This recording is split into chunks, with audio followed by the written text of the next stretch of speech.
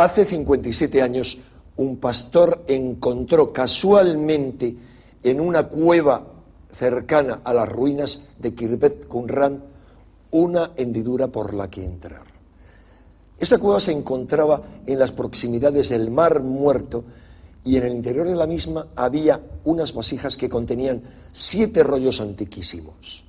Se trataba de una noticia verdaderamente sensacional, porque eran los primeros manuscritos originales que se conservaban de la época en que vivió Jesús. Estos manuscritos pertenecían a la secta judía de los esenios y provocaron una verdadera revolución entre los estudiosos bíblicos. Tras ese revuelo inicial, el estudio de esos rollos fue monopolizado durante medio siglo por un pequeño grupo de estudiosos católicos. Esto provocó las protestas de otros especialistas que se quejaban de que no podían consultarlos y juzgar objetivamente su contenido y las posibles repercusiones del mismo en los orígenes del cristianismo. La polémica culminó con la publicación de un libro cuyo título es suficientemente provocador: El escándalo de los rollos del Mar Muerto, las revelaciones que hacen temblar al Vaticano. ¿Había lugar para semejante escándalo? La mejor respuesta a las acusaciones que se formulaban en ese libro fue la publicación inmediata de todos los textos encontrados en Qumran. Aquí tenemos su traducción española. Pero esta publicación no puso fin a la polémica, como queda claro en el documental que les ofrecemos. Buena parte de los investigadores aseguran que en estos manuscritos no hay realmente nada importante que ocultar. En su opinión, los autores de estos textos poco o nada tienen que ver con Jesucristo y con sus seguidores. Otros sostienen, por el contrario, que estos rollos nos informan del contexto apocalíptico en el que surgió el cristianismo y confirman que sus raíces son genuinamente judías.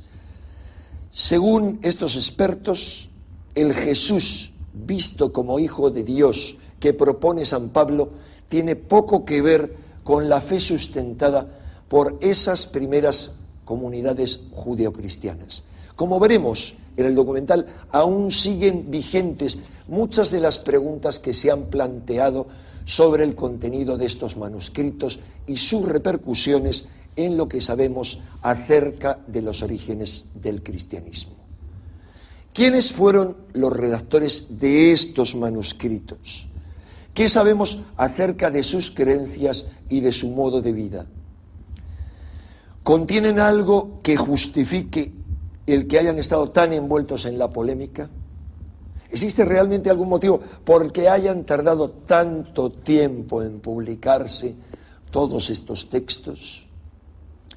¿Acaso fueron esenios Jesús y Juan el Bautista, como algunos han asegurado, o al menos se vieron influidos por las ideas de los esenios? ¿Pudo ser San Pablo el embustero que se menciona en algunos de estos textos esenios? Nuestra intención al ofrecerles este documental es que puedan extraer sus propias conclusiones sobre un tema tan apasionante como los orígenes de nuestra fe, un tema del que volveremos a ocuparnos en los próximos meses.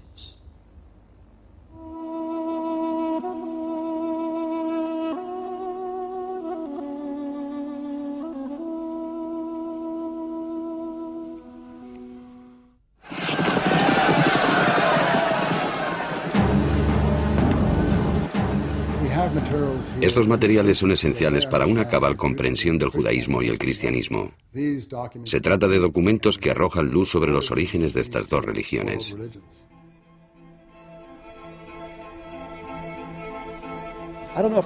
No cabe duda de que Qumran ilustra cómo era el judaísmo de Palestina en la época en la que nació el cristianismo. Jesús era un judío, pero ¿qué tipo de judío? Jesús era tan judío que si hubiese ido a una casa que no cumplía con la preparación ritual de los alimentos, no habría comido. Qumran, los manuscritos del Mar Muerto. Acaba una era de secretos. Casi 50 años después de su hallazgo, los rollos del Mar Muerto fueron publicados. Es hermoso, maravilloso. No esperaba que fuese posible. ¿Están los manuscritos al alcance de todos? Sí, es realmente asombroso. Accesibles a todos.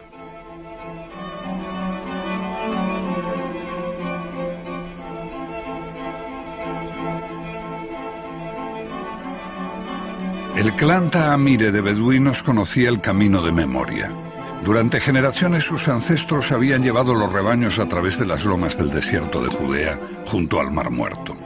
En 1947 el joven Mohamed Adi, apodado El Lobo, busca una cabra perdida. Al menos esa es la historia preferida. O tal vez estaba buscando viejos objetos para venderlos a los comerciantes de Belén.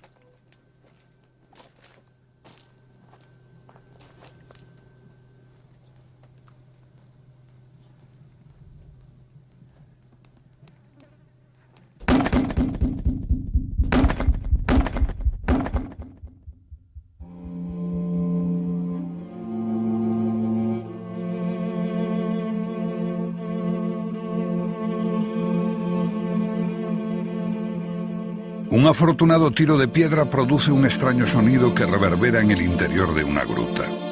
Así fue como se descubrió la primera de las 11 cuevas en las que unos 2000 años antes, unas gentes aterrorizadas ocultaron sus textos más sagrados.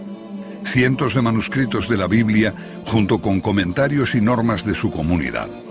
El hallazgo más valioso y controvertido del siglo, un descubrimiento que arrojó una luz inesperada sobre la historia de la fe judía y cristiana.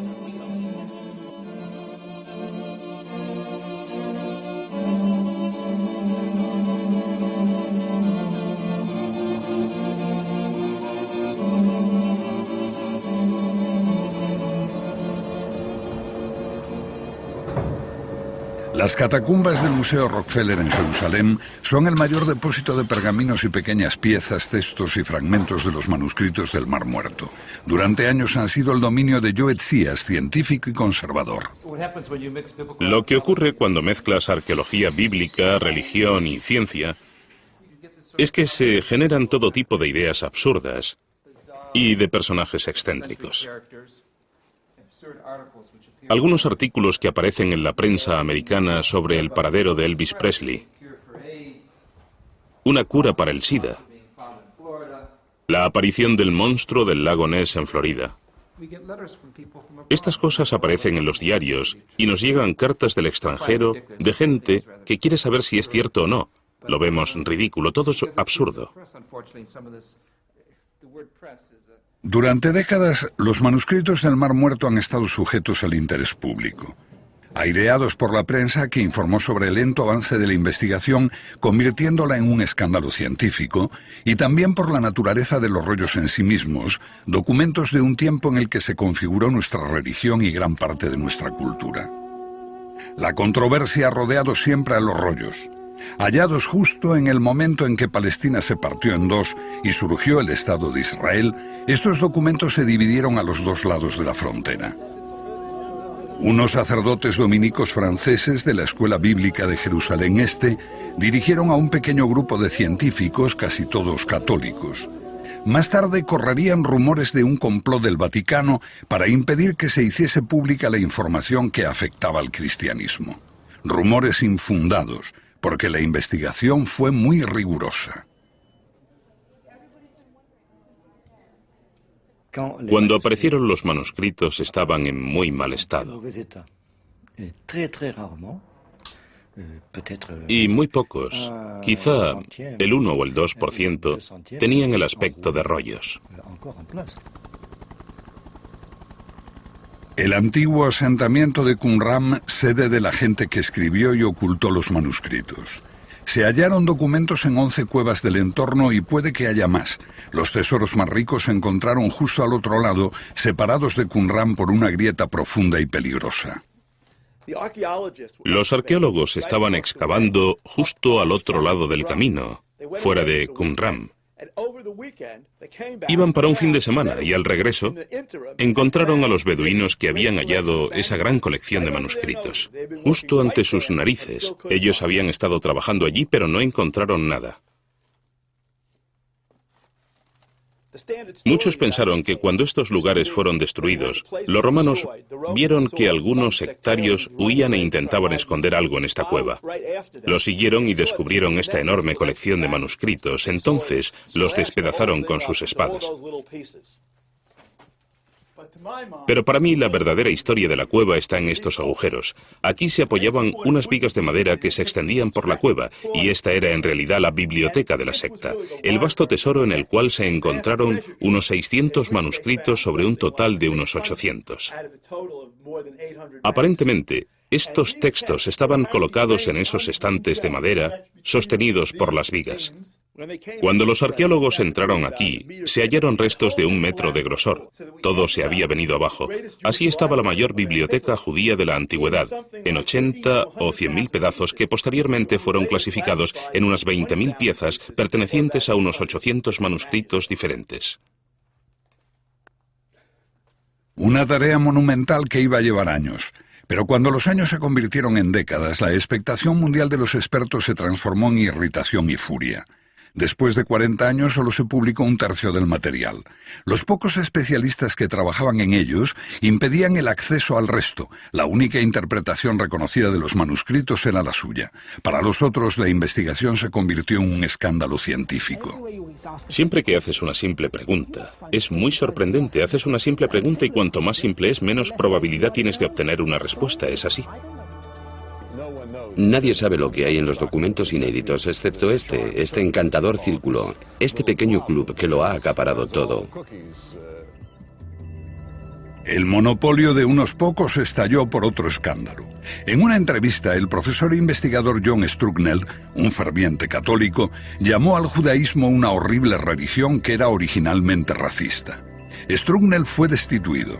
Las autoridades israelíes abrieron el estudio de los manuscritos a la ciencia y se preparó una completa publicación en microfichas. En buena medida, esto vino forzado por el activismo de unos especialistas que rompieron el monopolio publicando ediciones piratas con fotografías de los manuscritos. Mientras tenías el monopolio, tenías la interpretación oficial. La interpretación oficial era la teoría oficial, la teoría asenia. Ahora vayamos a la interpretación de los rollos. Actualmente todo está disponible y esto cambia toda la situación. Y creo que lo que vemos es totalmente nuevo, casi como una refundación de los estudios sobre los manuscritos del Mar Muerto. Ahora llegamos a la batalla de la interpretación de los rollos, el punto donde convergen todas las batallas.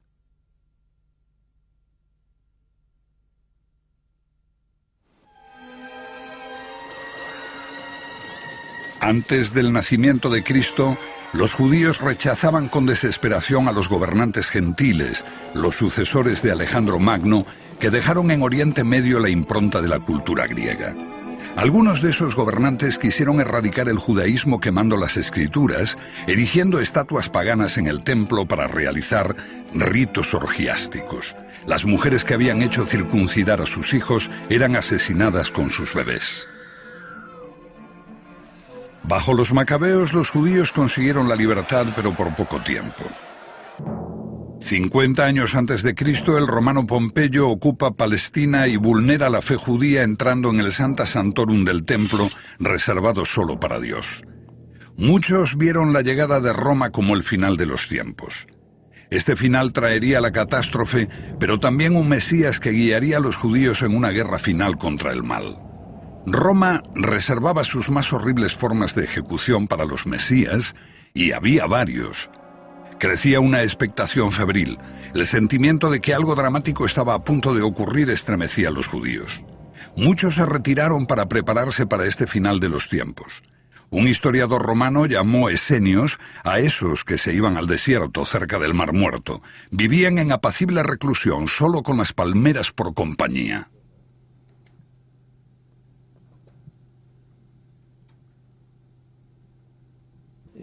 Los grupos que vivían allí, los qumranitas, eran esenios. El colectivo de Qumran vivía en comunidad.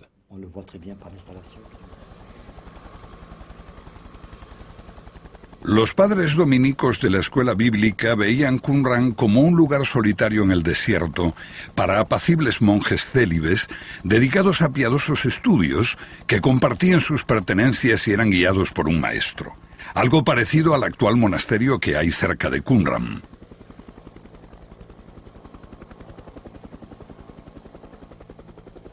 Es una idea muy extendida. Aquí en Qumran estamos viendo la sala de los calígrafos, que es la auténtica habitación donde se escribieron los manuscritos sagrados hace más de 2000 años. Es en esta habitación donde esos escribas trabajaban duro. La mayoría cree que los rollos se escribieron en esta sala, pero ahora sabemos que se redactaron en muchas partes a lo largo de todo el país y luego se trajeron a Qumran. En un determinado momento se escondieron en las cuevas. ¿Por qué esos especialistas creían que hubo un escritorio en Qumran?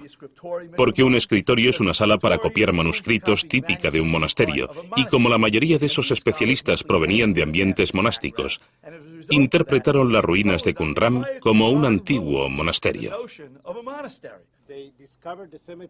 Ellos descubrieron el cementerio allí, pero la parte más interesante es la otra, con cerca de 1000 tumbas humanas, de las que se descubrieron 4 pertenecientes a mujeres. Ha habido muchas discusiones sobre este cementerio, porque entre el 30 o 40% de las tumbas eran de mujeres y niños. Esto parece crear tremendas dudas sobre la idea de que era una secta célibe.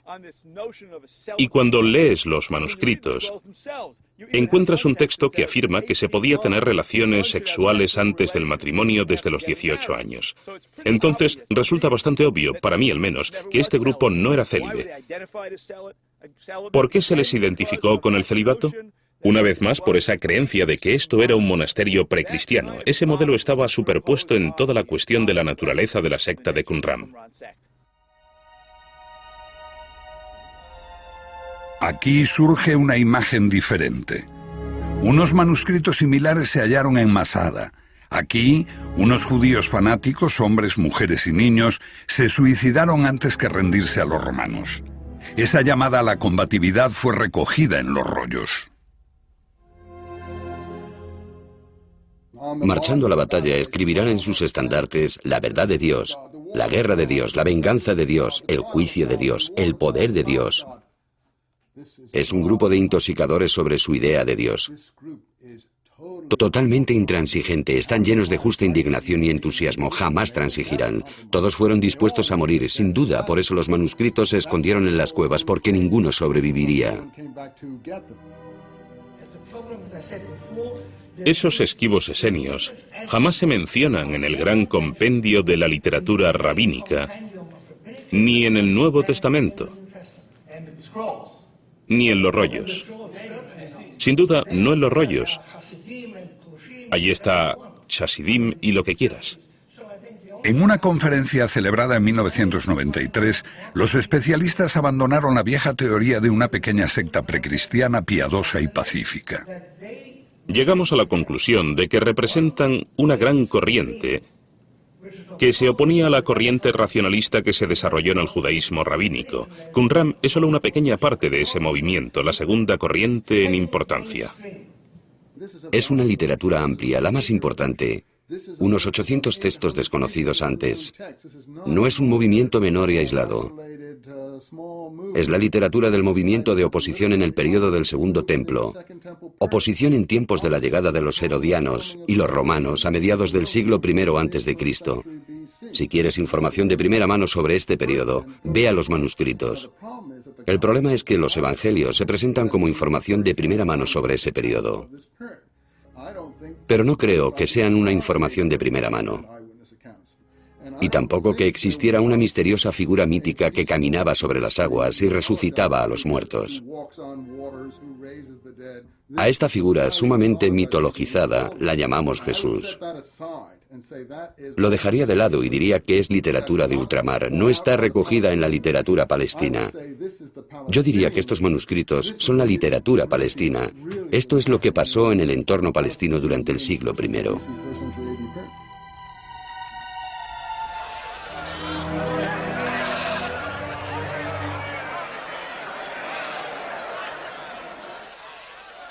Palestina. Un caldero hirviente de fariseos, saduceos, celotes, zadoquitas, ebionitas, de sectas enfrentadas, grupos, partidos.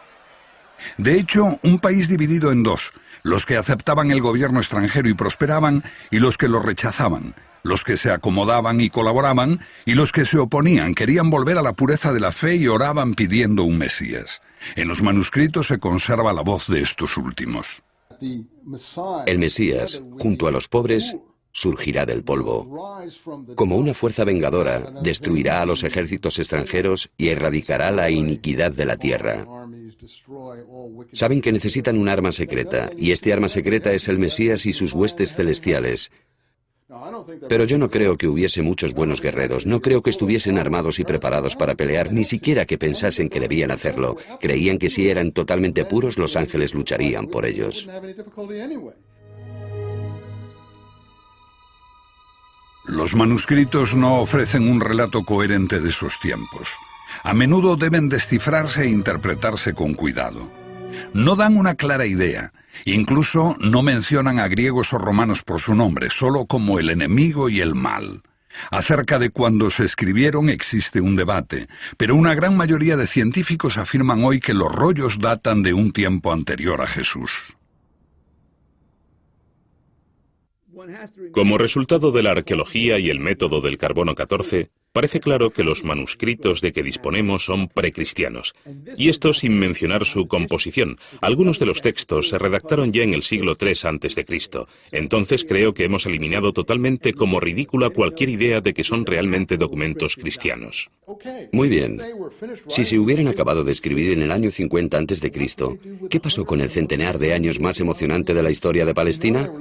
Sabemos que tenían esos documentos en el año 50 después de Cristo porque los pusieron en las cuevas. ¿Dices que no eran creativos, que no tenían nada que decir, que permanecían sentados mientras los hechos más emocionantes y trágicos de la historia de los judíos y de los primeros cristianos pasaban ante sus ojos? ¿Y que se limitaban a recitar documentos tan viejos como Abraham Lincoln puede parecernos a nosotros hoy o Bismarck a los alemanes, y rogaban por esos antepasados ignorando lo que pasaba en su propia época? Yo lo dudo mucho. Pero Eisenman estaba casi solo en esto. Generalmente se creía que los manuscritos eran anteriores a Cristo basándose en la arqueología y en la datación por carbono 14. Aun cuando la investigación de la escuela bíblica esté también sujeta a críticas y la datación del carbono a veces sea cuestionada. Pero Eisenman cree que algunos de los rollos pueden ser posteriores, por lo que ve en los textos. Encontramos una alusión a los ejércitos extranjeros que invaden el país, y al describir esos ejércitos dicen, se sacrificaron a sus banderas y veneraron sus armas de guerra. Solo los ejércitos romanos, desde los tiempos de Jesús en adelante, se sacrificaron a sus banderas mientras sostenían el busto de sus emperadores deificados. Utilizando datos internos como este, Eisenman va contracorriente de la mayoría, algo que a veces parece gustarle. Se trata de un especialista judío que jamás ha estado fuera de aquí.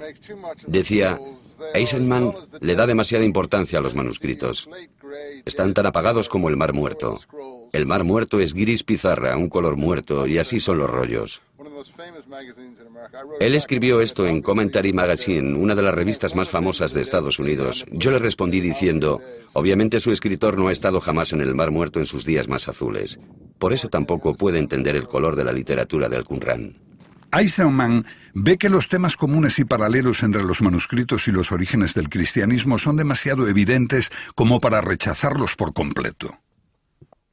Al otro lado del Mar Muerto está Qumrán. Y detrás de nosotros está la fortaleza de Herodión, donde Juan el Bautista fue ejecutado.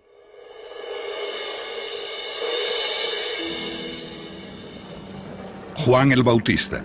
Es difícil eludir los paralelismos entre él y Qumrán. Ambos están en la misma área.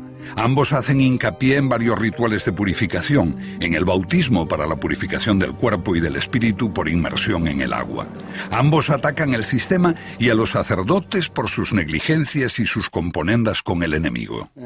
Entonces dice, vosotros, generación de víboras, recordad que el fuego está preparado y la paja a punto de arder. Juan se prepara en el desierto para la llegada del Mesías, precisamente como está escrito en los manuscritos. Se separan de sus casas. Separar significa abandonar la zona contaminada por hombres impios, y se marchan al desierto para preparar el camino del Mesías. Así está escrito: prepara en el desierto el camino de nuestro Señor. Haz una senda recta en el desierto para nuestro Dios. Ambos maldicen a los gobernantes por sus vicios. Por ejemplo, el matrimonio de una sobrina con un tío. Eisenman considera esto otra indicación de la fecha de algunos de los manuscritos, porque esta práctica era común entre los herodianos, que gobernaban como reyes títeres en los tiempos de Juan y Jesús.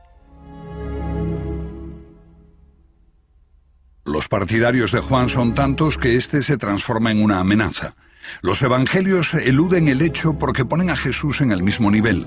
Para ellos, Juan cae víctima de los caprichos de una princesa herodiana, pero un historiador romanizado describe la verdadera historia. Josefo presenta a los herodianos como temerosos de Juan, porque es tan popular que puede liderar una revolución. Por tanto, no hay ninguna Salomé. Ni es cierto el cuento de hadas sobre la fiesta de cumpleaños y la danza de los 7 velos que difundió la cultura occidental, en el arte, en la ópera. Hay una dura medida preventiva, que es la ejecución de un agitador problemático. Los manuscritos del Mar Muerto no mencionan eventos específicos, presentan una visión combativa del país y otra interpretación de los tiempos. Hacen que uno vea contradicciones en los evangelios. Además del dulce y místico Jesús, hay otro Jesús intransigente con los poderes, el que limpia el templo de mercaderes. Los llamados cambistas eran en realidad gente que vendía ofrendas. Podían comprarlas los ricos para ofrecerlas en el templo. Y Jesús sentía que eso era intolerable. Con esta historia, Jesús se coloca en el bando de la estricta observancia de la ley. Un Jesús militante, muy al estilo de los rollos del Mar Muerto, nada complaciente, desafiando a los sacerdotes y a sus amos romanos. ¿Qué sabemos del Jesús histórico? Lo describen con acierto los evangelios. Jesús entrando en Jerusalén en un humilde asno blanco. En la tradición judía, por lo menos lo que sé por fuentes posteriores, existía la idea de que el Mesías llegaría en un asno blanco. Y por lo tanto parece que los evangelios colocan a Jesús en este asno blanco para simbolizar que es el Mesías. Igual que sitúan su nacimiento en Belén, que es el lugar de nacimiento del rey David, cuyos descendientes se esperaba que ocupasen el trono mesiánico. Los historiadores creen ahora que Jesús vino probablemente del norte, de Galilea, no de Nazaret, porque ese lugar no existía entonces. Ese epíteto debe venir de Nazarini, que significa guardián de la ley. Los evangelistas son capaces de todo para hacerlo nacer en Belén. El Evangelio de Lucas, por ejemplo, dice que no hay sitio en la posada. Este texto lleva a la familia hasta Belén, cuando están viviendo en Nazaret y no encuentran sitio en la posada. Así tenemos la imagen de Jesús favorita, que nació en un pesebre. Esto lo contradice el Evangelio según Mateo, porque en Mateo la familia de Jesús no vive en Nazaret, vive en Belén, y ese es el escenario de Herodes. Tenemos la imagen de la familia de Jesús viviendo en Belén y a Herodes queriendo matar a los niños judíos. Se describe a la Sagrada Familia huyendo de Belén. Dada la naturaleza contradictoria de la información, lo que podemos preguntarnos, ¿qué sabemos de Jesús? Absolutamente nada. Porque toda la información se contradice a sí misma, hasta el punto de convertirse en nada.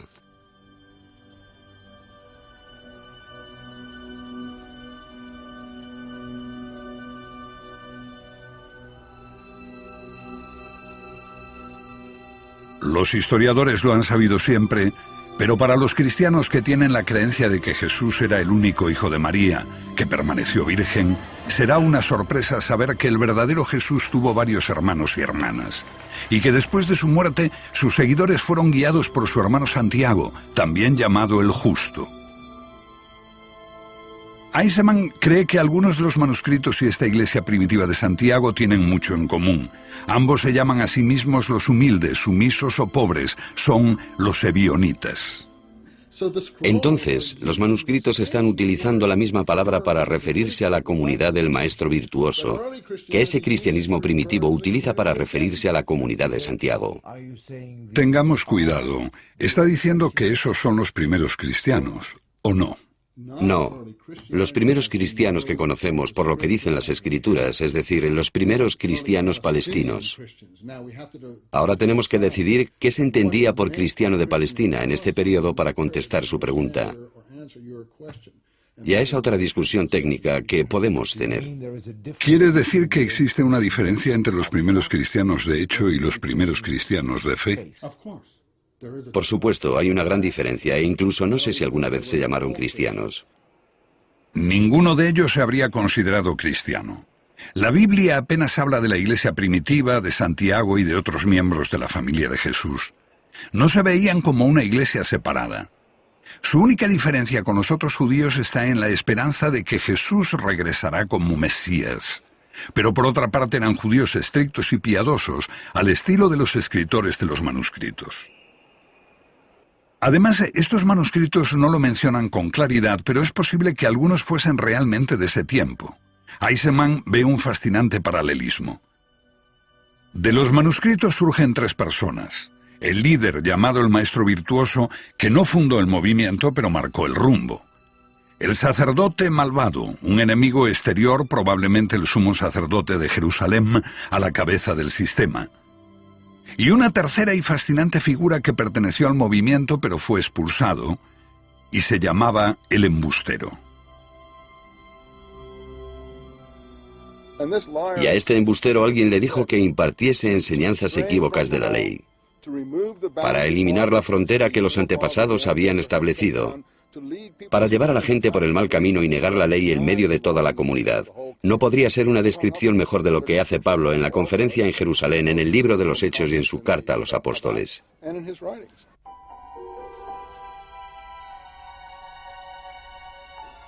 San Pablo, considerado como un embustero, los evangelios narran cómo Pablo, enviado por el sumo sacerdote para arrestar a los seguidores de Jesús, se convierte gracias a una visión cegadora camino de Damasco.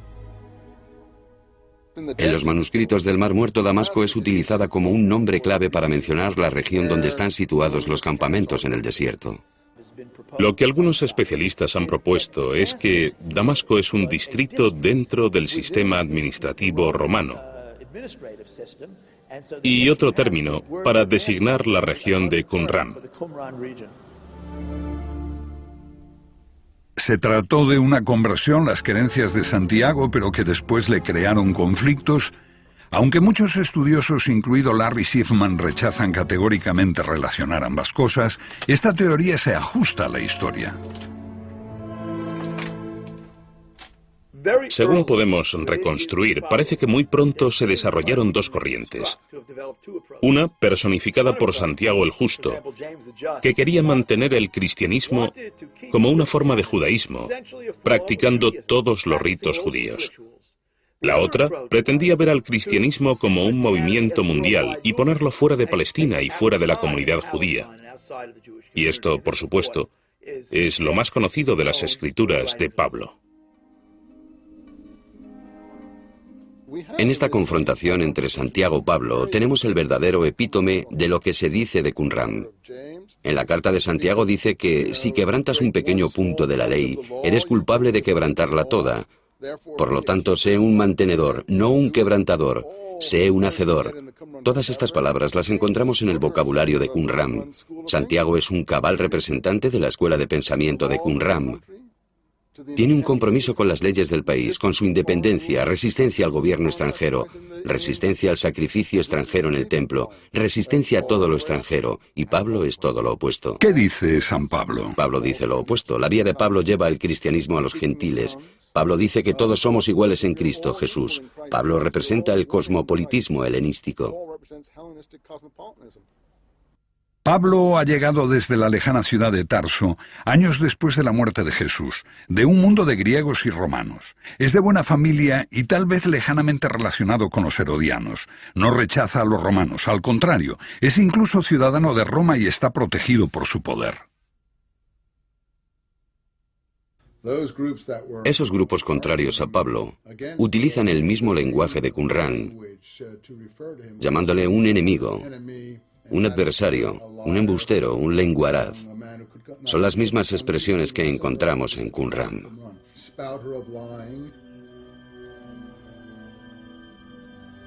La disputa con los seguidores de Santiago resuena en las Escrituras. Cuando exhorta a abrir la fe a los gentiles en el templo, Pablo es rodeado por una multitud enfurecida de judíos que lo quieren matar. Los soldados romanos lo salvan. De la pluma de Pablo surge otro Mesías, respetuoso con el poder, que invita a poner la otra mejilla y a dar al César lo que es del César.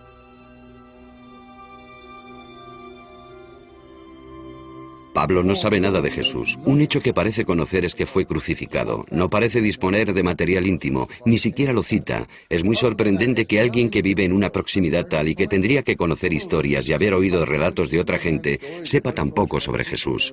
La figura que Pablo sí conoce es la que revela cosas desde una morada celestial. La figura que él llama Cristo Jesús está en los cielos.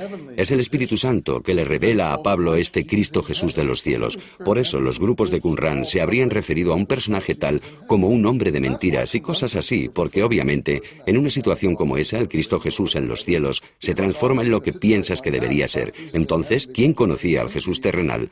Bueno, gente como Santiago, la persona que vivió con él, que ocupó su lugar y fue martirizado como parece que lo fue. Por eso, yo digo que una vez encontrado el Santiago histórico, en realidad has hallado al Jesús histórico. Pablo difunde su palabra fuera, lejos de la iglesia de Santiago. Una misión que se adapta mejor al mundo de los gentiles, griegos y romanos. El mensaje de un Cristo para todos, un Jesús más suave que el Mesías de los manuscritos del Mar Muerto.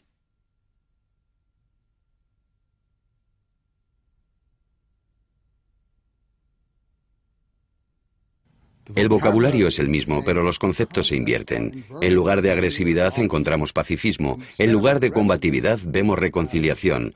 En vez del mesianismo apocalíptico, tenemos un mesianismo espiritualizado. En vez de un Mesías guiando a las huestes celestiales en una guerra apocalíptica contra el mal de este mundo, vemos a un Mesías que hace milagros, a una figura sobrenatural. La respuesta es muy simple. El poder romano impuso un movimiento mesiánico no amenazador, no combativo y no agresivo que podría tolerar. Los manuscritos se rechazaron porque daban otra interpretación. La gente que conservaba estos manuscritos se negaban a ser parte de ese acuerdo. De hecho, eran muy contrarios y pagaron el precio final. Creo que una de las razones de que los manuscritos estuviesen en una cueva es porque nadie pudo regresar y recogerlos, lo que quiere decir que todos perecieron.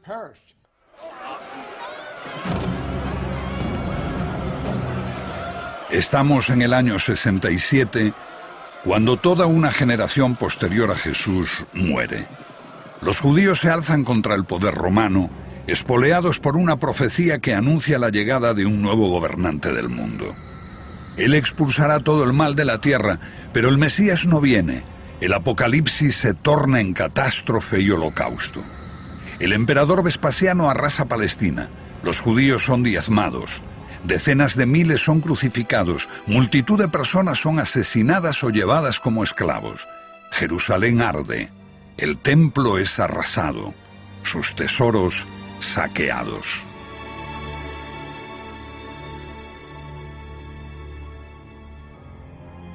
En este holocausto, los escritores de los manuscritos desaparecen y la iglesia de Santiago se evapora. Lo que queda son las comunidades que Pablo había creado. Serán el modelo del futuro cristianismo y los evangelios. Sin el testimonio de ningún testigo ocular, escritos por apóstoles separados de la vida real de Jesús por una o más generaciones y por la grieta del holocausto. Los evangelios de Marcos y Lucas fueron escritos entre los años 70 y 90 después del alzamiento, el de Mateo entre el 80 al 100, y el de Juan más tarde incluso 3 o 4 generaciones después de Jesús. ¿Qué credibilidad tienen los evangelios? Un hecho crucial para los cristianos es la resurrección. ¿Cómo se describe esta? En Marcos, 3 mujeres ven a un joven vestido de blanco. En Lucas, 3 mujeres y 3 hombres ven a 2 hombres con trajes brillantes. En Mateo, 2 mujeres ven un ángel. Y en Juan, solo María Magdalena ve a 2 ángeles. Al compilar su Nuevo Testamento, la Iglesia de Pablo tuvo muchos testimonios contradictorios entre los que elegir, y mucho lo decidió la política del momento. La selección necesitaba tener un amplio atractivo y excluir lo que no agradase a los gentiles. Necesitaría afirmar una ruptura con el judaísmo y desviar la atención de la iglesia original de Jerusalén y trasladar cualquier culpa de los romanos en la muerte de Jesús a los judíos. Así, Jesús casi se transforma en un no judío.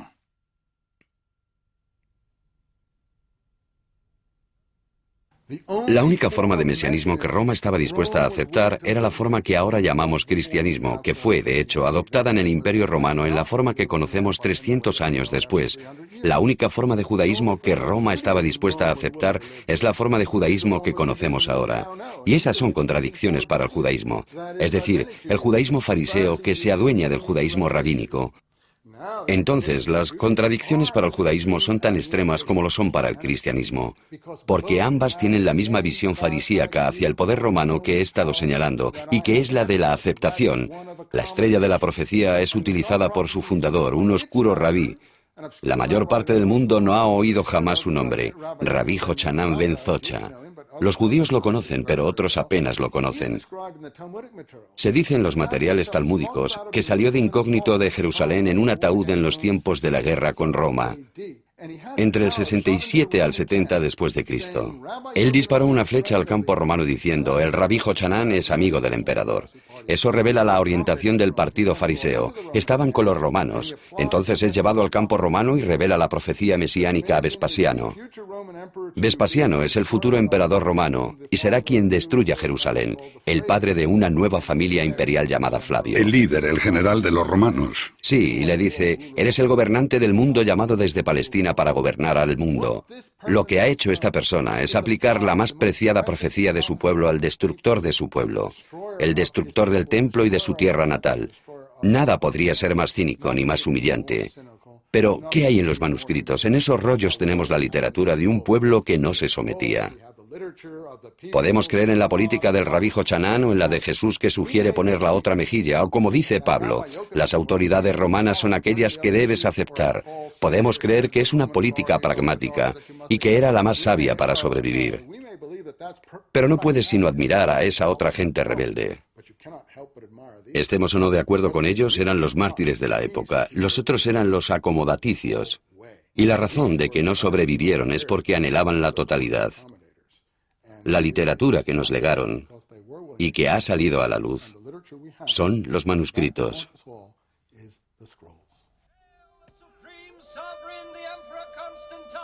Nicea, año 324, 3 siglos después de Jesús.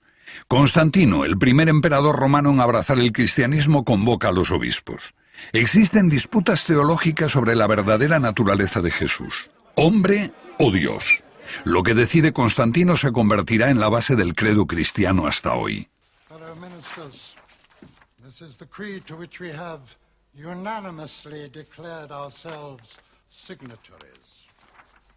En la auténtica tradición romana, por voto mayoritario de los obispos y por decreto imperial, Jesús se transforma en un Dios.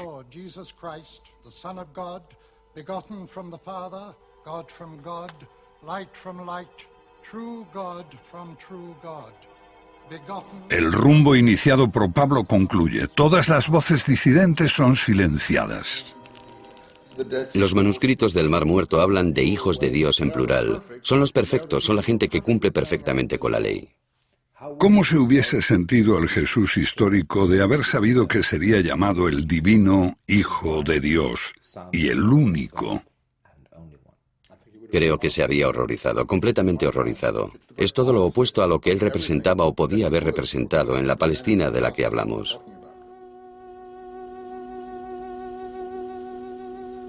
Las opiniones de Eisenman son ferozmente combatidas. Quizás sus ideas digan más sobre la Biblia que sobre los manuscritos del Mar Muerto, pero reavivan una antigua polémica. ¿Está la Iglesia en lo cierto respecto a Jesús?